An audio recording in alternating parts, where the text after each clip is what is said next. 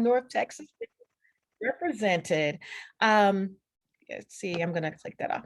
And I want to also acknowledge that we do have one of our agency board members with us on today. Emily Allen is here with us, and we are so happy and honored to have you share with us on today, Emily. And please, if you have anything you want to share or discuss or highlight, please feel free to do so. We were just happy to have you with us. Thank you. Also grateful to have Ann Borish with us, who is here from WestPath, very instrumental in helping us get this data so that Michaela could do the work on behalf of our agency. And we are grateful for you being here with us and grateful for the energy and the effort and the hard work that you all put into making sure this happened. I see we've got people here from California, New Jersey. Okay, you all are coming in from everywhere. That's fantastic. Thank you so much again for being here.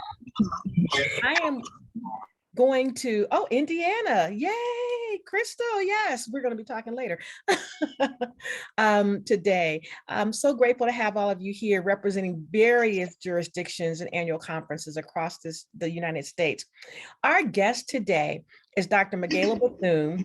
And Michaela has worked with our agency for a number of years now. And if you followed our salary studies from 2015, you would know that Michaela is the person who did the data mining and organizing of that materials to put it together for us to create the information that you all have been using. So many people have even said they've used it in their research, in academia, or in their annual conferences. And so we are just grateful to have you, be a part of this session today, Michaela.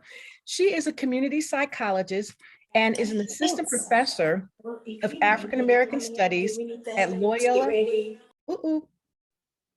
Thank you, Jen. She is an assistant professor of African American Studies at Loyola Marymount University, and she has a master's degree of science and a PhD in community research and action from Vanderbilt University. She's also a Master of Public Administration degree and a Bachelor of Arts degree in biology, both from Georgia Southern University. Okay, for Georgia. At Loyola Marymount University, her work focuses on the examination of socialization and human development at intersections of race, racism, gender, and sexual identity. She has over a decade of experience in organizational studies, program evaluation, institutional assessment, and analysis.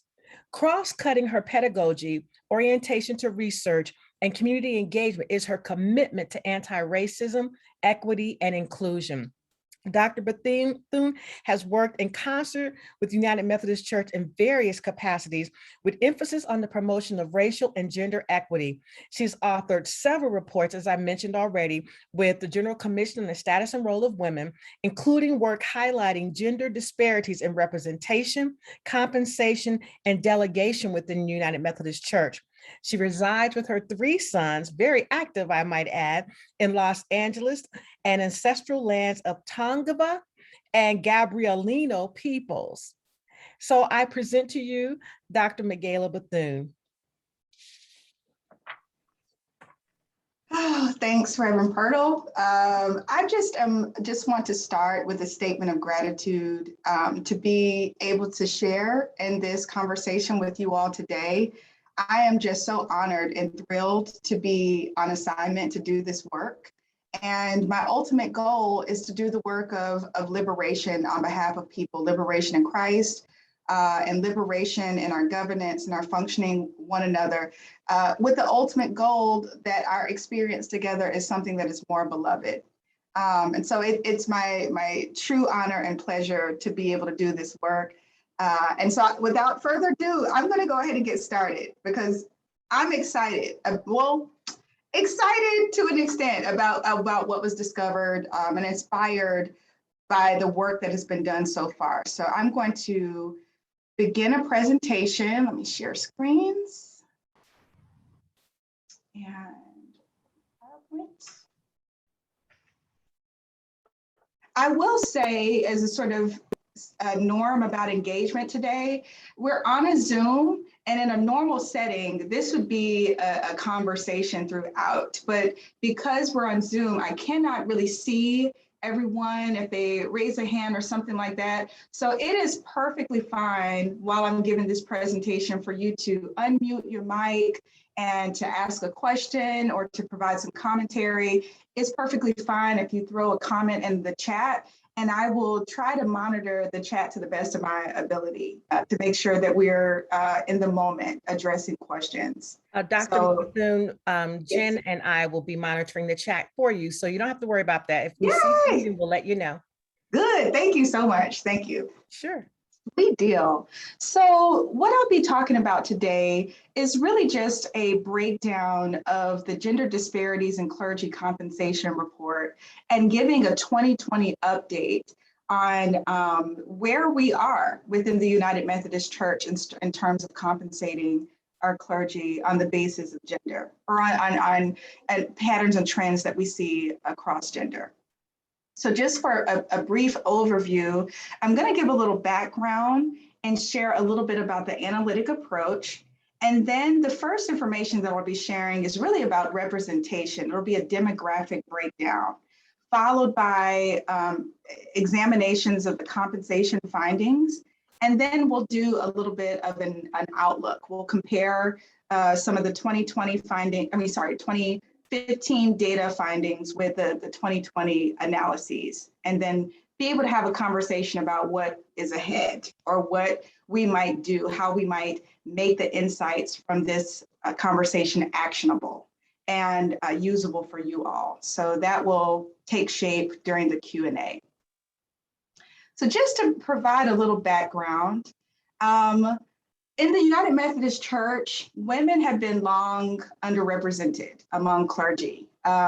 For several years and decades, actually, women have comprised more than half of the congregations within the United Methodist Church. But here I have shared some numbers. Just a couple of decades ago, women only comprised 11% of full-time clergy, and that was figures from 1992.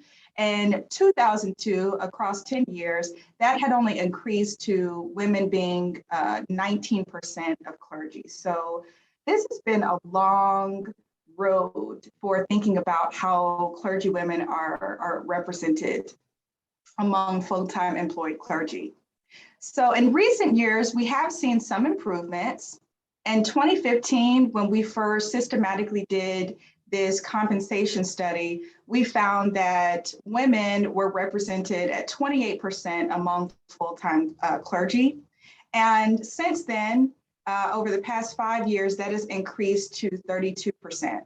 So overall, we're seeing slow progress, we're seeing gradual improvements, but in general, women still lag men in terms of representation among UMC clergy, despite comprising over half of the congregations. So in our 2017 study, where we used 2015 data, we found that women were significantly underrepresented among full-time clergy in all U.S. jurisdictions. And at that time, clergy women made 84 cents on every clergyman's dollar in salary. So that is on average, without necessarily factoring for some of the other differences. But if we just look at the bottom line, the amount of money that men make in comparison to women who are in clergy, 84% is what women make in comparison to men. In that same study, we also found similar patterns where clergy women made significantly less in housing allowance if they received a housing allowance. If clergy received a parsonage, they also made statistically a significant amount less than did clergymen. So this was the time where we really sounded alarm, where we really encouraged jurisdictions and annual conferences to take a closer look at their patterns of compensating women to find what is the source of the disparity and to envision and enact ways to remedy it. In 2015, we did explore some factors that were related to the observed differences in pay. We did find that differences in age among clergy was also important. We found that the years of service that clergy had accumulated was something that helped us understand those differences. Clergy membership type was important, and also jurisdiction where people were serving. But still, when we had analyzed models accounting for these factors, there were still an unexplained significant disparity in compensation between men and women in clergy that must have been explained by some other factor, but at the time was represented just by gender differences. So, it really begged the question of, is this a true systematic and institutional type of disparity where it's coded into the way things have been done over time? Or it makes us beg the question, what are some other factors that may be that may help us explain those differences? But at any rate, those gender disparities were still there. So in this current study, we revisited some of those same analyses, but we used 2020 compensation data. And these data we received from WestPath Benefits and Investments, who collect the data through the General Counsel on Finance and Administration. So clergy who were included in these analyses are employed full-time and within US jurisdictions. This full-time employment status may be either for one appointment or across multiple appointments, but the whole total effort is full-time, 100% effort. So I think that's really important because, we can imagine that these disparities may exist in other areas of function within the United Methodist Church, but I did want to share the scope of this analysis today. So I have here a bunch of numbers. I'm going to just highlight some and few because these are just aggregate numbers, just to give you a picture of the demographics of the clergy who were included in this current study with 2020 data. So on average, clergy are 52 years old, and that's plus or minus 11 is the normal, not the normal, but the normative range. So you can see the range of folks for the most part that are included in the analyses. I have included here the average age of clergy by member type. So these are not yet divided out by gender, but this is just to give us a snapshot of the average age of clergy. Clergy on average had served 15 years in ministry. And again, I sort of share with you some of the differences in years of service by membership type. This is going to be important because at the end of this presentation, when we look at compensation patterns and we look at how we factor in things like age and years of service, when we see disparity remain, it means that we are accounting for this range of difference in the number of years served. Okay, so that is something that is factored into the model. Dr. Bassoon, we have one quick question. Is the employment only in local churches or also conference offices and other appointments? That's a wonderful question. The employment is in both central office and local churches. So this is anyone with a full-time appointment status that is recognized as these types of members. And enrolled in WestPath. Because there may be some people outside of WestPath that this doesn't capture, but for the most part, they should be included. But there may be some missing people. So we just want to acknowledge that. And thank you, Anne, for including that in the chat. Thank you so much for that point. Thank you. Let's see. Okay, sorry, I'm making sure I'm on my correct side here. Okay, really quickly, these are some tables that come directly from the report. And this is just helping us understand the representational element of clergy by gender for each membership type. So this really addresses our questions about how are clergy women represented across member type. I've highlighted a couple of membership types of note where there seems to be a pretty significant disparity. And by seems, we've actually looked at that in the report to show that this is a significant disparity. So while women in 2020 comprise 32% overall of clergy, we see that they are underrepresented among full members And we see they're also underrepresented among full-time local pastors, but just slightly here. Women are overrepresented among deacons, provisional or full connection deacons. And so remember, this is also something that may have implications when we look at the disparities overall, especially if there are different ways or heuristics that determine how clergy are compensated by their membership type within the church. I've also included here a table that shows the distribution or the composition of clergy by gender for each jurisdiction. And so I wanted to highlight the jurisdiction that had the lowest representation of women among clergy, and that is the Southeastern jurisdiction. And the jurisdiction where women fare better in terms of representation is in the Western Conference. And so this is actually consistent with the 2015 study, even though in a future report, we'll explore the changes that have happened between 2015 and 2020 at the jurisdiction and conference level. So this is just a preview to that information. I did want to pause here to answer any questions so far about what I presented. I'm going to check the chat here. Basically, this is just the part where we are looking at some of the representational trends. I see some wonderful questions in the chat.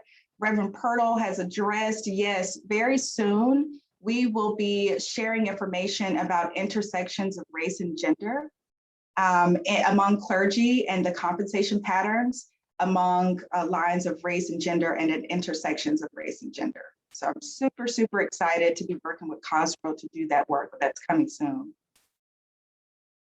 I see a question that asks, what accounts for low representation in the Southeastern jurisdiction? So that's something that we know less about. What are the actual factors leading to low representation? Low representation is something that helps us explain differences in compensation, but we don't know. So we have to really, this is the hard work here. Leslie says misogyny. Listen, we really have to deal with the hard work when it comes to why the numbers remain so low in jurisdictions.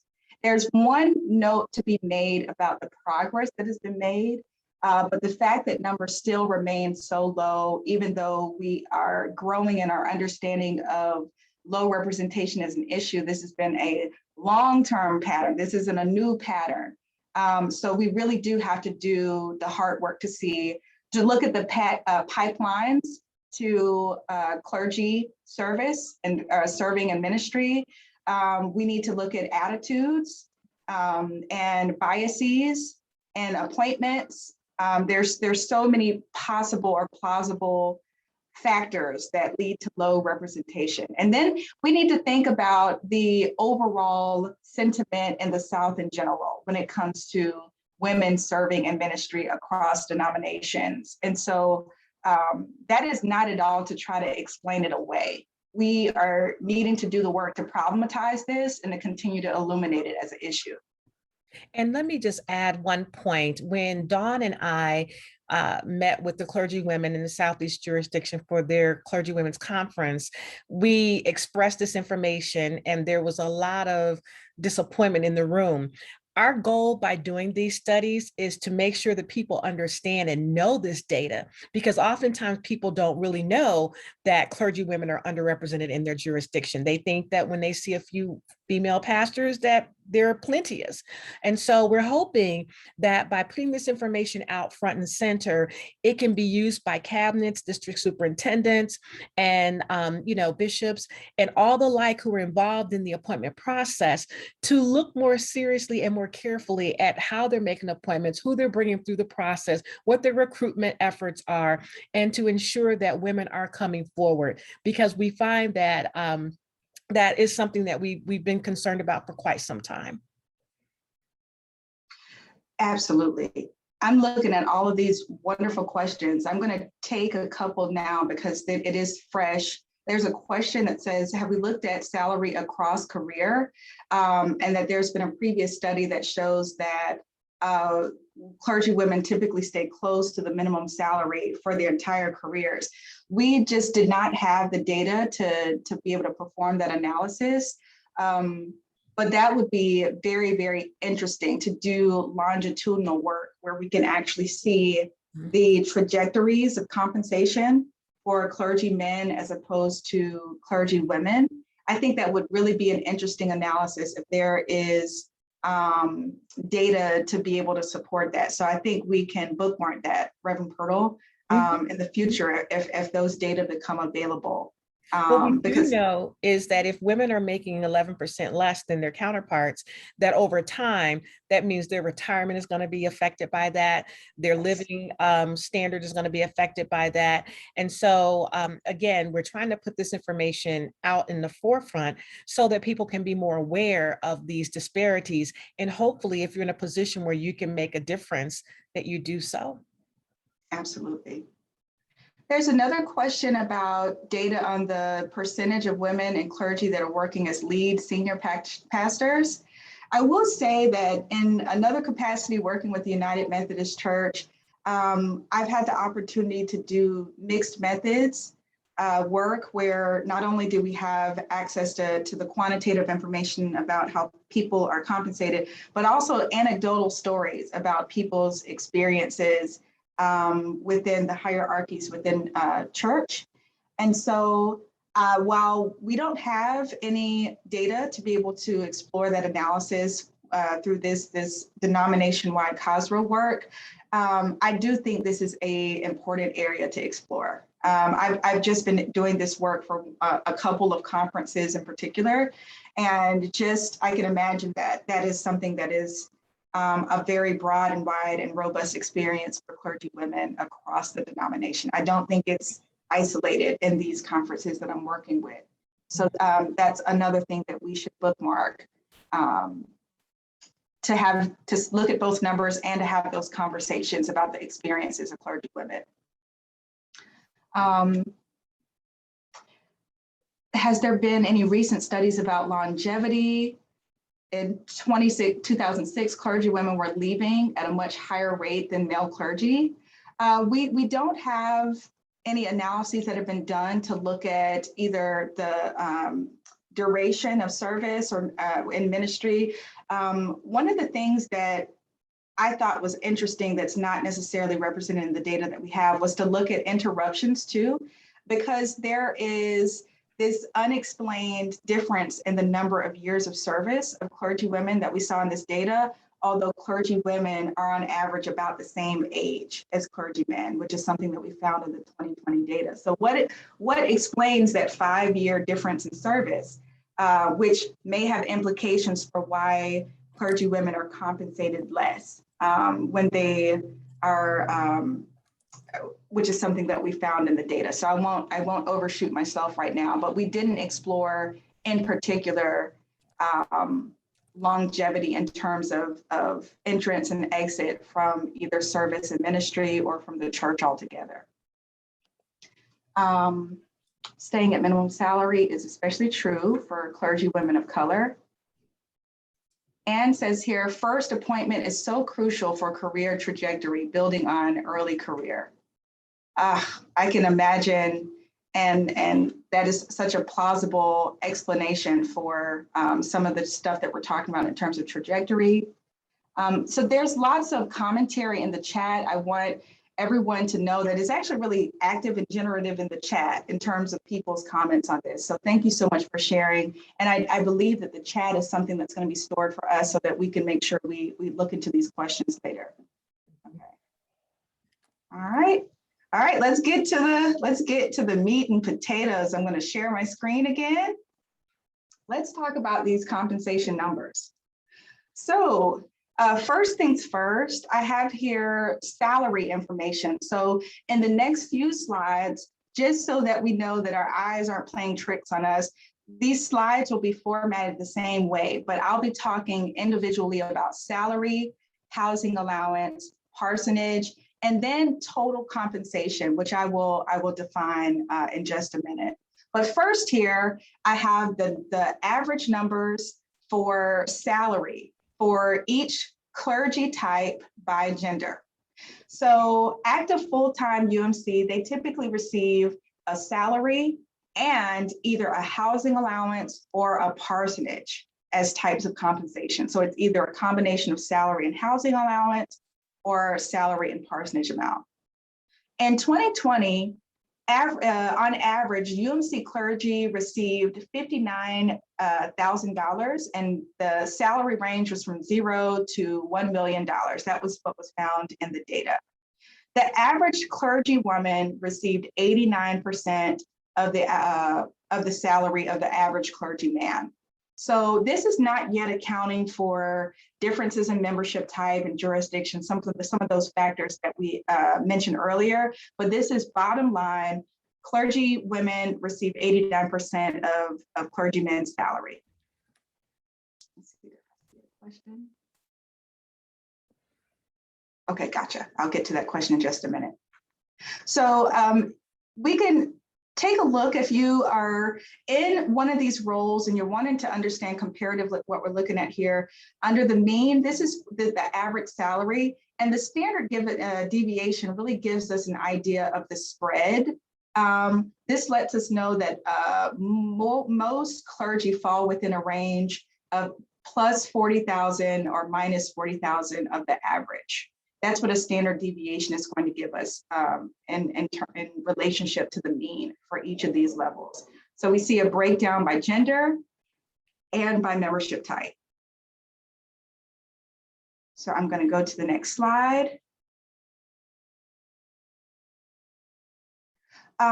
So in terms of housing allowance, I don't think I included a table in the report, but clergy who received housing allowance received on average $21,000 for a housing allowance. This range, and again, this is across denomination, across jurisdiction, this range from $0 to $300,000. And similar to salary, clergy women received 89% of the housing allowance of the average clergy man. For parsonage amount, the average parsonage amount for clergy was $14,000, plus or minus about $5,000, and the range was from $2,400 to $147,000.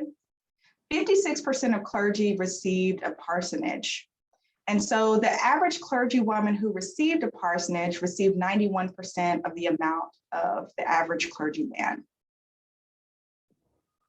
And lastly, we computed a figure that we are calling here total compensation. And this is just for the purpose of this report. We're calling this total compensation.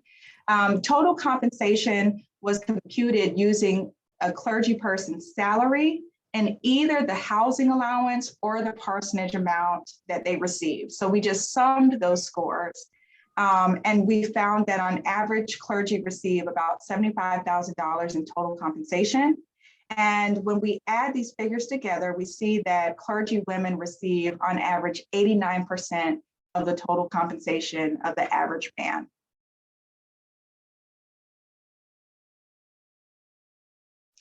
We understand, as I alluded to earlier, that there are gender differences in the representation of clergy women by membership type, their representation across jurisdiction, how many years of service clergy women have in comparison to clergy men. That also differs by gender.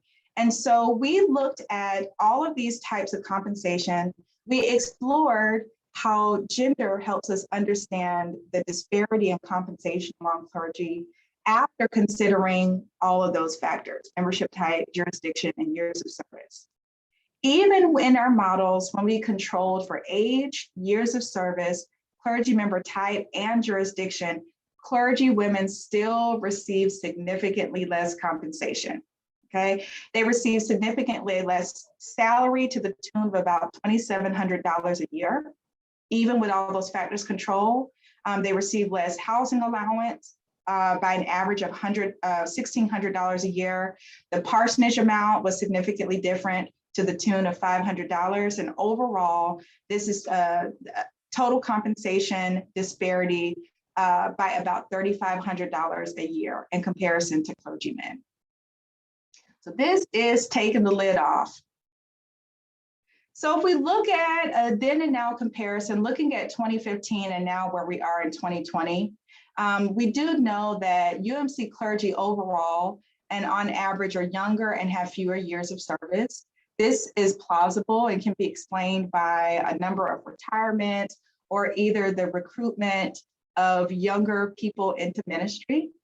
But in 2020, which is different from 2015, in 2020, women were about the same age, but had fewer years of service than men. So that's one of the major differences that we see. In 2015, we actually saw that there was a significant difference in the age of clergy women in comparison to clergy men. Now we've seen that disparity in age go away, but yet there are still fewer years of service. And so that is something definitely to explore when we're trying to understand why women might be compensated to a lesser degree than women, even though we have just looked at the fact that when those factors are considered, there's still an unexplained disparity by nothing else than gender in our models. Slow, gradual progress is being made in terms of increasing women's representation among full-time clergy, but this varies by jurisdiction and by annual conference. And so in our next report, oh, sorry, I'm skipping ahead. While the disparity in compensation between men and women has narrowed, there's so much work left to be done. Saying that there's a $3,500 difference in compensation every year is no small potato. If we think about a 20-year career, we're really talking about, our 30-year career even, we're talking about to the tune of $100,000 and what that would mature to, what that would equip clergy women to do in their households in comparison to clergy men. So I don't want to dismiss that amount at all. And in our upcoming work, we'll actually see how that varies by jurisdiction and by annual conference, where we see that there are even more meaningful differences. Some of the disparity in compensation is explained by the factors that we talked about today.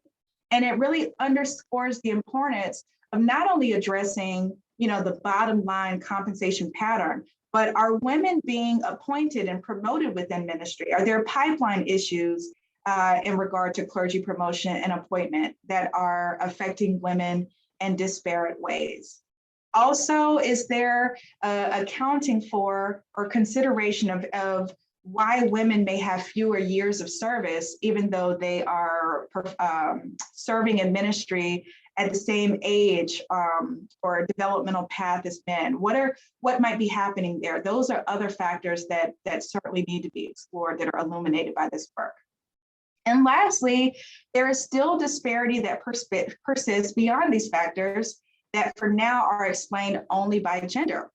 So what are some other factors where there may be disparities along the lines of gender that have implications for how clergy are compensated in general? Might level of education be something that is impacting it? Or are we really and truly talking about what we had saw in the chat? Is it misogyny? Are these implicit biases? Are these patterns that have been institutionalized and built into our structures that need to be examined and interrogated and dismantled? So looking ahead, the work that you're going to see coming out of COSRO is that we are going to share a report on the gender disparities in clergy compensation, but we're going to take a closer look by jurisdiction and conference. And then there's going to be a report that we share looking at those intersections of gender and race and clergy compensation. So we're really trying to do the hard work. We really want to produce these actionable insights to offer you so that you can advocate within ministry, so that you can be informed and equipped with what you need in order to make the changes that need to be made. So at this point, I will stop my screen share and return back to the forum so that we can have some conversation and dialogue.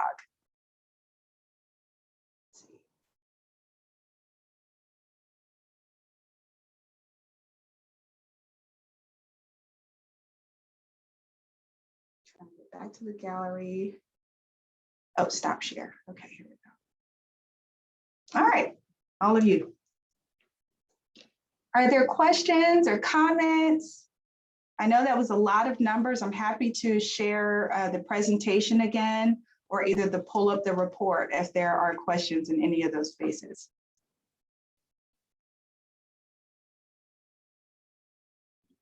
Dr. Bethune, there are a few additional comments and commentary for some of the stuff that you said, and I don't know if that would be a launching point. I think it would be great. I'm scrolling up now and saying, I see a note, Westpath's retirement analysis assumes at least cost of living increases, but I find a lot of my female colleagues haven't had raises in years, if ever.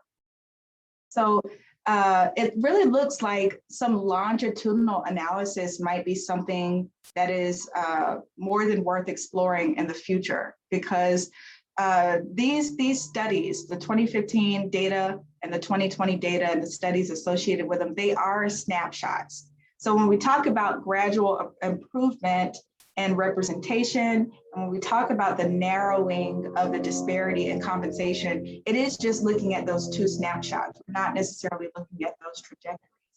And so this really raises an interesting point to inform some analysis if we can get a hold of this stuff for the future.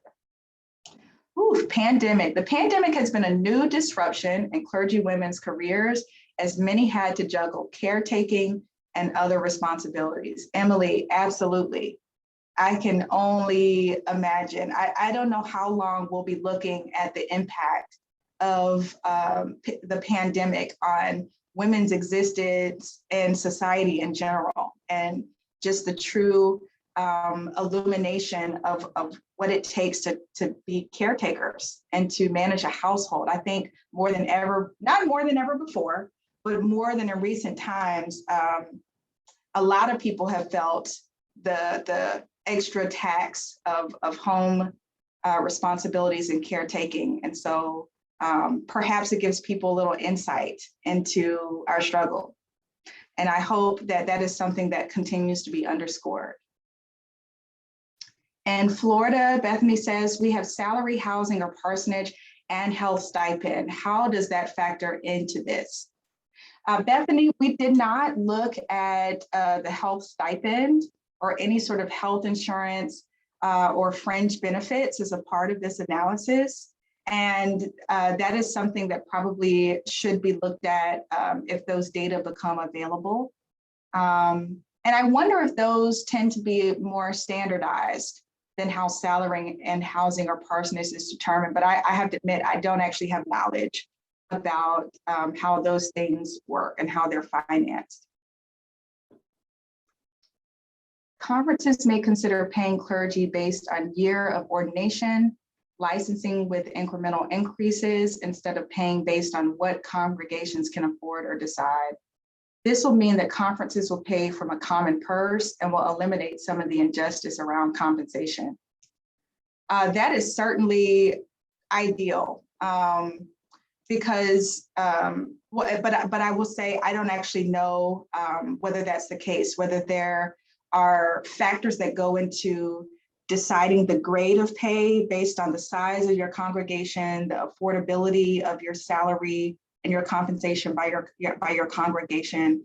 And if that is the case, there are huge implications for clergy women, especially as you all have illuminated some concerns around whether women are appointed at particular churches, whether women serve in senior roles within churches, local churches.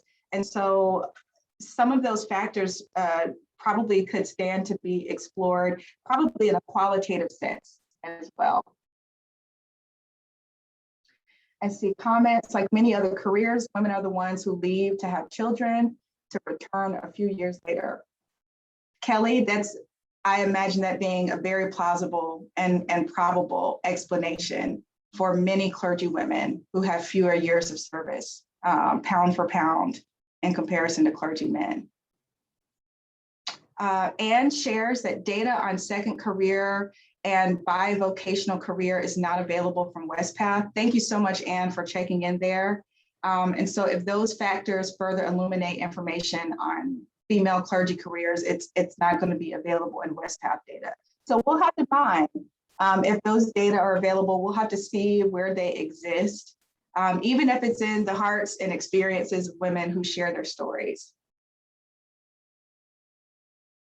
I think some of that is not even available at the conference level, to be honest with you. So that would be a little hard to grasp. Yes. Bethany shares, I've read before that women ask for or advocate for raises, they are more likely to be punished. Is there any initiative to look into what we can do or training on how to advocate for a raise without raising people's defenses? I think that's a great conversation for us to have, Bethany, as how clergy can advocate for themselves. When we speak in terms of the private sector, we talk about that a lot. You know, how do women negotiate their incoming salaries? Because what you come in at often dictates how far you move forward. And so that might be an additional lunch and learn that we need to have as a topic going forward to help women in the appointment season to negotiate effectively in a way that doesn't, as you would argue, raise people's defenses. But again, that can still be a little touchy, but I think it's important that women be armed with the tools to do that. I can't figure out how to say this in chat. I can't even figure out if it's all that helpful, but I'm hoping it will be. I came in '83. I've been a DS. I'm in the West. 6 years ago, I went to an appointment and 30% of the people left when I came because I was female, and they were clear about that. And as a DS, I thought I was aware of the prejudices and bias, and I realize now I was not as aware as I should have been, and or could have been, I'll say. And I think there is that mix of yes, there is that thing about years of service and women taking time out. Yes, there is that bias of appointment making, even when you're trying not to be biased, because even in the local church, there's that resistance, or a woman gets sent to an appointment and she's a strong leader, and then people in her congregation don't describe her as a strong voice, they describe her as a shrill voice. So all of those things, I think, go into compensation. And I was asked maybe 3 years ago, before the pandemic, whenever that was, to give a presentation about clergy women's salaries, because I have done better than many. But I know the number one reason was because a fairly early appointment was in a wealthy community that valued me and paid above minimum. And then that carried forward through in my career. So that's all kind of convoluted, but I hope it's helpful. That mix of things. I don't know how to study all that mix of things. That's why I don't know what I'm saying is helpful.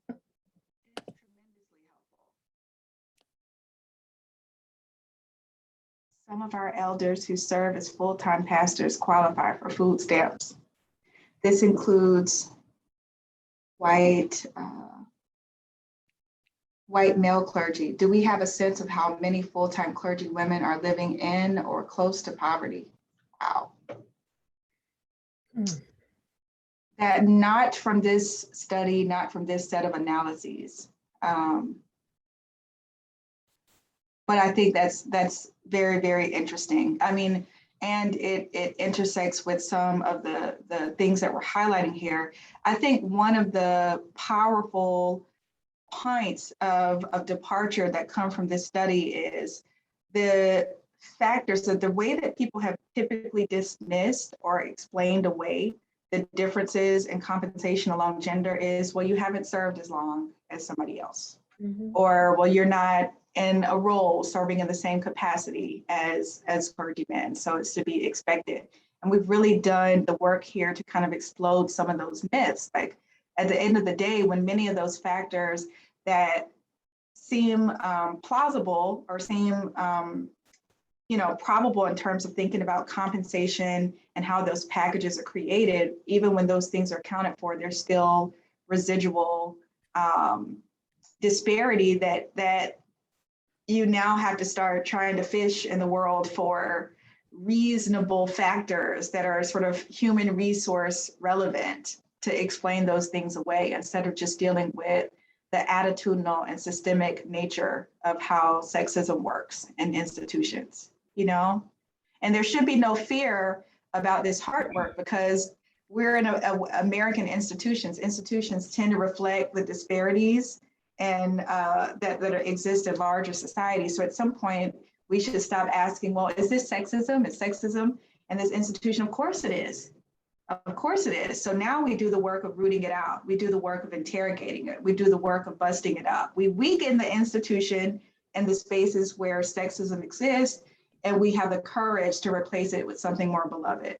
We need to grow in our comfort seeing women who are clergy, women who are lay, women being in high leadership capacities, women being highly influential within the institution.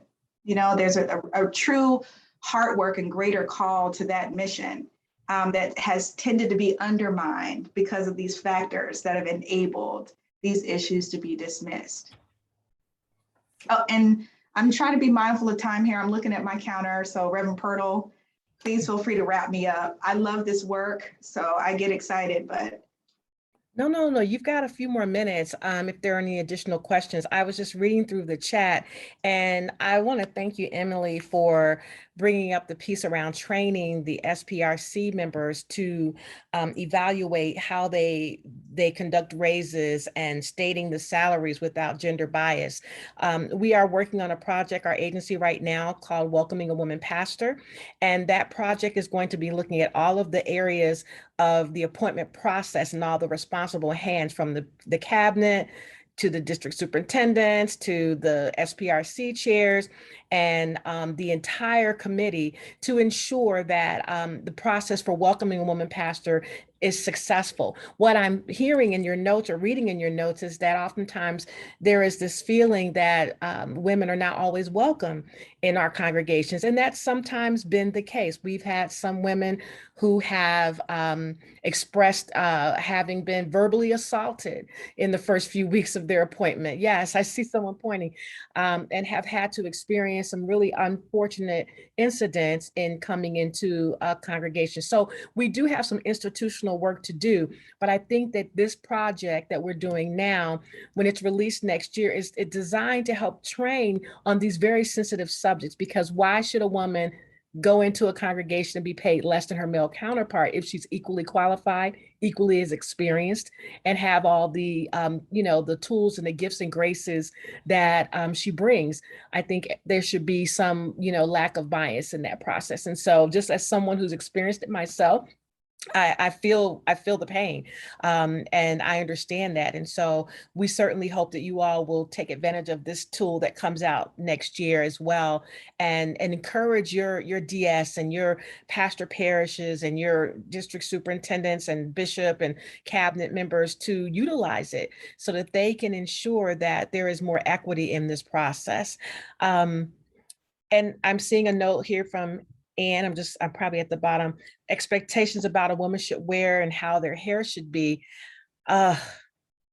Yes. Yeah, that's unfortunate. I don't know about you, but if you've ever worn a robe and someone complimented you on your figure under your robe or anything of that unfortunate matter, we need to do the training to make sure people understand what's appropriate to say and what's not appropriate to say, because these are the kinds of things that we, and I'm including myself, have often been subjected to.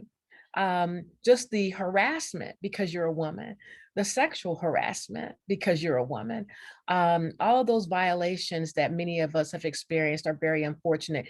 But the core today is about salary compensation. Let's see. You may have mentioned this as the data broken down by the predominantly Black and or white church. So this data is generally just broken down by gender. When we get into our jurisdictional session that we're having in October, that's going to be broken down again by gender. And then when we get into our intersectionality piece in February, that's going to deal with race and gender, and how those disparities may even more so arise when you look at the trajectory of women of color versus our counterparts. And so the intention, again, is to try and help us be more mindful, because we believe that when people are armed with information, you know better, you do better. That's our prayer. Let's see. So, WestPath, what is WestPath? Okay, Anne, you've already indicated that, what WestPath is. I can read that in the comments.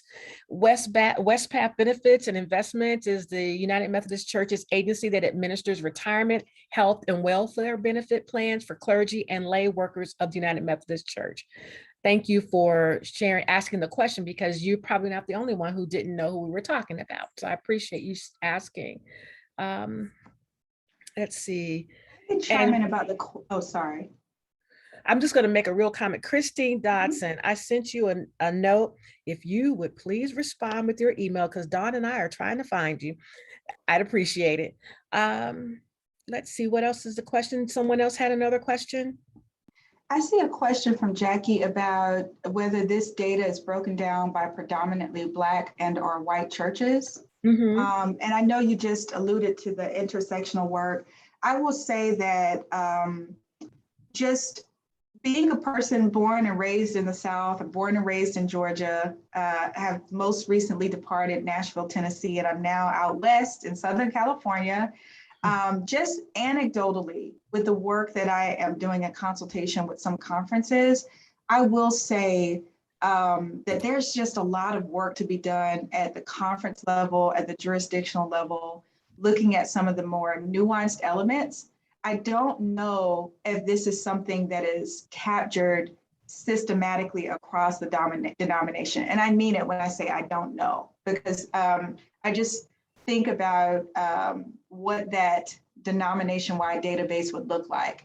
But at the conference level, where I'm doing most very close mixed methods analyses, where it's not just looking at databases, but also having listening sessions, I'm getting so much anecdotal information about the experiences of clergy in general, racialized or minoritized clergy women, and their experiences with either cross-racial appointments, their experiences being in leadership of denominations. Somebody illuminated this earlier, of congregations that may not have open arms for women. That was such a good point to illuminate. And so some of those things really just live in the experiences and stories of women. And there has to be a way to kind of really capture that, because, you know, I don't know. I mean, I will say, and this is just from my estimation, like there's a limit to training. At some point, you know, clergy women are ready and willing and equipped to do the work, and they are encountering systems and structures or congregations that are just not willing to help support their leadership. And there's something to be said about how that works. We see that also when we look at racial equity work, that you know, in some spaces, cross-racial appointments seem to be the solution, the multicultural solution. But at the end of the day, some congregations suffer if they have a leader that is ill-equipped to handle the cultural needs of that congregation, or vice versa. There may be a pastor that goes unsupported because the congregation is like, we didn't ask you to come here. We don't want somebody that look like you, that sounds like you. And so we see that along lines of race and ethnicity and gender. So we really have to reach into our imaginations to think of a way to evaluate that, either at the denomination-wide level or for people at the conference level to really dig in and do the work. Because, and the reason why I say out of our imaginations, because I just don't think that those types of nuances necessarily live in data. Okay, and I will add, or longitudinally. Yes, that's correct. And I would add also, for some of you who are COSRL chairs, this is some of the work that some of you are doing at your annual conference levels, because you're closer to the information and the data at the local church level that doesn't always rise up, such as the the demographics of the congregation. But at the local annual conference level, you may know that. And so we're going to have I'll mention that a little bit later, but our annual conference causal training is coming up in October. And if you have not done these kinds of studies as an annual conference causal group, then I would advise you to come and learn how some of this stuff can be done, how you can get this data from your annual conference office so that you can begin to highlight what's happening on the ground where you physically are. That's what we want your COSROs to do. We want to make sure that people are aware of this information, and you have it much more accessible than we do. WestPath doesn't keep that data. We don't have it. But at the annual conference level, we found that some AC COSRO groups are doing the work and finding that information out. So we would encourage you to do your salary studies and look at your demographics within your annual conference. As we come to a close, I just want to thank everybody again for being here. This has been a rich conversation. Dr. Bethune, we are so grateful to have you on our team. Yay. Hands clapping and whatever you want to do to say thank you. We appreciate this really, really diligent work that you're doing and all the hard work you put in it, because when you get the data file from WestPath, it takes hours and hours of work on your end to go through it after they've put in hours and hours and hours of work onto it. So for everybody, and as well, we are so appreciative of you all. I want to just share with you that our next session will be on Thursday, October the 21st. And that's going to be where Dr. Bethune will talk about our jurisdictional report. So the questions that came up about what's going on in Southeast, let's talk about it. Let's explore it. Let's try to figure out how we can help improve those numbers there and in other areas as well. And what are they doing out West that's working so well that women seem to be faring so much better? So let's talk about those things on October the 21st.